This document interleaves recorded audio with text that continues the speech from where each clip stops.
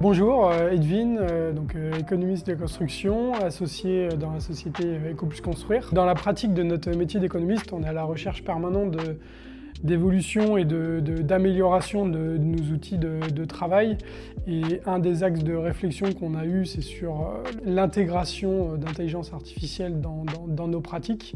Et lors du premier échange qu'on a eu avec Igal, on a pu déterminer les différents cas pratiques d'IA qu'on voulait mettre en place au sein de la société.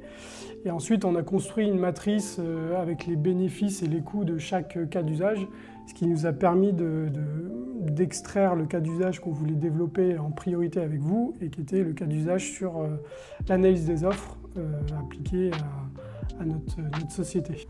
Dans le cadre du projet Eco-Construire, nous avions énormément de données en entrée qui étaient toutes très différentes. C'est pourquoi il était vraiment nécessaire de cadrer et d'appliquer des méthodologies claires afin d'orienter au mieux l'IA dans ses réponses et qu'elle garde une consistance dans les réponses générées.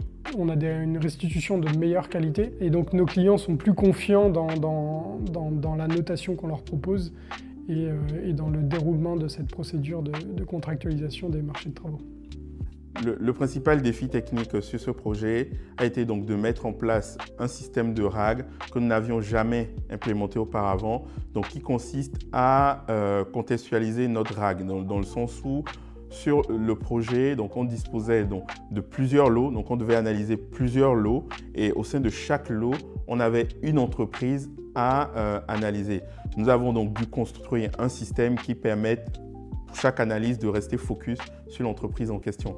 Et je pense que ça rejoint un des points pour nous qui était très important aussi, c'est qu'on traite de la donnée qui est quand même très sensible, étant donné que c'est des appels d'offres publics. Donc il y avait un point très important dans le cahier des charges qu'on vous avait transmis, c'était de pouvoir rendre anonymes les données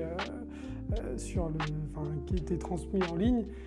Et ça, plus toute la sécurité qu'on a mis autour pour faire en sorte que voilà, les données ne se retrouvent jamais dans la nature et voilà, qu'on puisse bien encadrer les données qu'on manipule dans le cadre de cette application.